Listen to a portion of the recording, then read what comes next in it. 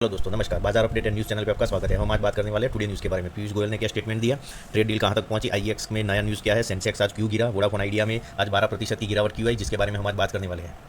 अगर आप इस चैनल पर नए हैं तो बाजार अपडेट एंड न्यूज़ चैनल को कृपया सब्सक्राइब अवश्य कर ले। एक बार डिस्क्लेमर पढ़ ले। सबसे पहले बात करते हैं वोडाफोन आइडिया का। सुप्रीम कोर्ट के आदेश में ऐसा क्या था जिसके बाद वोडाफोन आइडिया का शेयर 12% तक टूट चुका है। सुप्रीम कोर्ट ने अपने 27 अक्टूबर के आदेश की लिखित कॉपी जारी की। इसमें कहा गया कि एजीआर बकाया पर राहत का मामला सिर्फ वोडाफोन आइडिया से जुड़ा है और सिर्फ एफआई 2016 और 17 तक के अतिरिक्त एजीआर बकाये के लिए सरकार इसे दोबारा विचार कर सकती है। कोर्ट ने साफ लिखा, यह आदेश केवल वोडाफोन आइडिया के लिए है और इसे यूनियन ऑफ इंडिया के विशेष तथ्यों और परिस्थितियों को देखते हुए पारित किया गया है। मतलब यह राहत सार्वभौमिक नहीं है, दूसरी टेलीकॉम ऑपरेटर पर लागू नहीं होगा। मतलब एयरटेल और जियो पर यह लागू नहीं होगा। सरकारी सूत्रों ने बताया कि वोडाफोन आइडिया को यह बताना होगा कि वह किस तरह की राहत मांग रही है। इसके बाद सरकार अपने स्तर पर आंतरिक समीक्षा करेगी। अभी कोई तुरंत राहत नहीं, बस दरवाज़ा खुला है। सेंट्रम इंडिया के एनालिस्ट पीयूष पांडे के मुताबिक सुप्रीम कोर्ट का आदेश सिर्फ इंक्रीमेंटल एजीआर डिमांड तक सीमित है। जब तक सरकार कोई ठोस राहत नहीं देती, इस शेयर पर बहुत बड़ा फर्क नहीं पड़ेगा। यानी यह फैसला भावनात्मक राहत तो देता है, पर वित्तीय राहत अभी दूर ही है।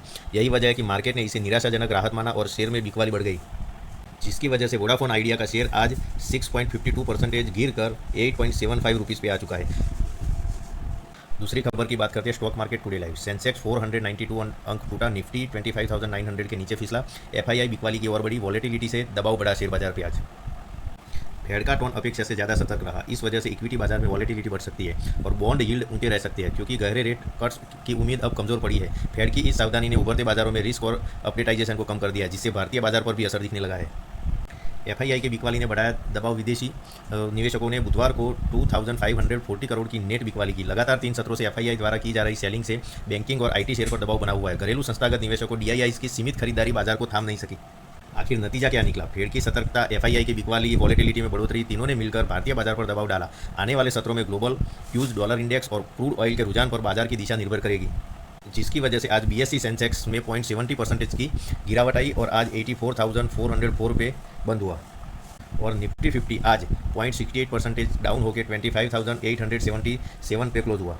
ये बात करते हैं गुड न्यूज़ की। चाइना के रेयर अर्थ मिनरल्स पर एक गुड न्यूज़ आई है, जिसके बारे में हम आज बात करने वाले हैं। China ends rare earth export freeze for 4 Indian manufacturer. मतलब चाइना ने आज 4 इंडियन मैन्युफैक्चरिंग यूनिट्स को रेयर अर्थ मिनरल्स देने के लिए उसका प्रतिबंध हटा दिया है। China decision to approve the rare earth magnet export application of 4 Indian based companies offer some relief to domestic automaker and electronic film following month of Beijing export ban. Overall about 30 application from Indian are still awaiting China approval. 4 कंपनियां कौन सी है? पहली है जय यूनिस limited, the diamond electric India private limited, और उसके बाद है German automotive component maker AG and Japan की हिटाची, जिनको आज चाइना ने मंजूरी दे दी है rare earth minerals export China से एक्सपोर्ट इंडिया में कर। आगे बात करते हैं ट्रेड डील। इंडिया और यूएस की ट्रेड डील कहाँ तक पहुंची? अमेरिका के साथ ट्रेड डील कब? पीयूष गोयल ने जो कहा उसके मायने समझिए। ट्रंप ने किया था दावा। गोयल ने कहा, हम कभी भी डेडलाइन तय करके बातचीत नहीं करते। कौन सी डेडलाइन? जैसा कि मैं पहले भी कह चुका हूं, हमें अपने नेताओं से मार्गदर्शन मिलता है, लेकिन मार्गदर्शन का मतलब यह नहीं कि किसी भी तरह की डील को खत्म कर दिया जाए। एक अच्छी डील वही होती है जो दोनों देशों के लिए फायदेमंद हो। जब यह शर्त पूरी होगी तभी डील होगी, चाहे नवंबर हो या दिसंबर। मतलब जो डील की बात अभी 2 दिन पहले ट्रंप साहब ने बोली थी कि भाई हम लोग नवंबर में एक ट्रेड डील करने जा रहे हैं इंडिया के साथ, जिसमें अभी बहुत वक्त लग सकता है, ऐसा पीयूष गोयल जी का कहना है। आगे बात करते हैं IEX versus CERC. Market coupling के खिलाफ आईईएक्स की बड़ी लड़ाई। जानिए क्यों टूटा शेयर और कोर्ट में आज क्या हुआ।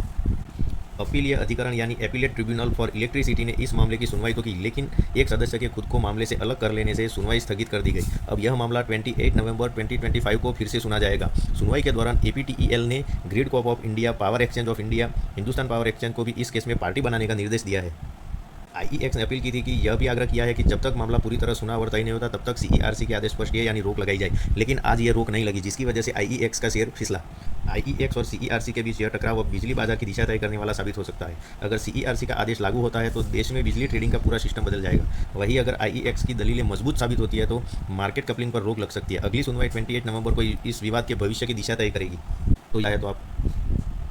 तो ये थी आज की टॉप न्यूज़ जिसके बारे में हमने आपको बताया। कृपया इस वीडियो को लाइक करें, शेयर करें और इस चैनल को सब्सक्राइब ज़रूर करें।